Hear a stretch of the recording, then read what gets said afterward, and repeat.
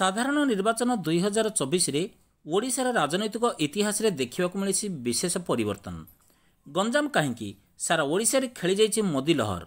सेहीपरि भारतीय जनता पार्टीर आसिका सांसद भावे अनिता शुभदर्शिनी तांको निकटतम प्रतिद्वंदी रंजिता साहू को 49,974 भोट्रे परास्त करी विजय मुकुट परिधान करिसंती। एही अपूर्व सफलता पई निज अंचलवासी को से श्रेय दैछंती। आगामी दिन में निज अंचल विभिन्न मौलिक समस्या को समाधान करने सह विभिन्न आवश्यकता को पूरण करी निज अंचल को एक आदर्श अंचल रूपे गढ़ा प्रतिश्रुति उक्ति कहिसंती। ब्यूरो रिपोर्ट आंचलिक वार्ता।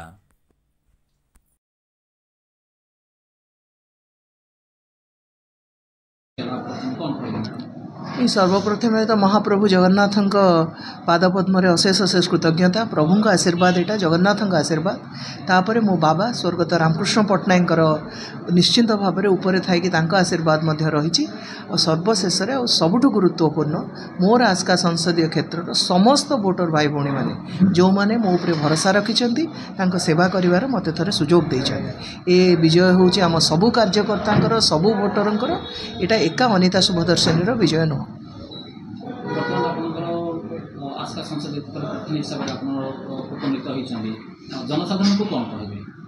मो भोटर कृपार आ प्रार्थी नहीं बर्तमान सांसद तेणु जनसाधारण बहुत किसी कर स्वप्न नहीं कि आम आसीचु।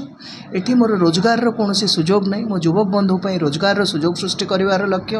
पीवा पानी रो एटी गोटे बड़ समस्या माँ मान पीवा पानी रो एटी व्यवस्था करार अच्छी बहुत काम करार अच्छी कलकारखाना आनिबार अच्छी हॉस्पिटल डाक्तर उपस्थित रखिबार अच्छी। तेणु मौलिक जोटा आवश्यकता गोटे साधारण भोटर सम्मान सहित बंचापी यहाँ से ही स्वाभिमान भोट प्रत्येक भोटर आज्ञा निजे लड़ीची। एटा हूँ ओडिया अस्मितार लड़ई थिला, ओडिया स्वाभिमान लड़ई थिला, ओडिया सम्मान लड़ई थिला। तेणु प्रत्येक ओडिया ये निर्वाचन लड़ुला।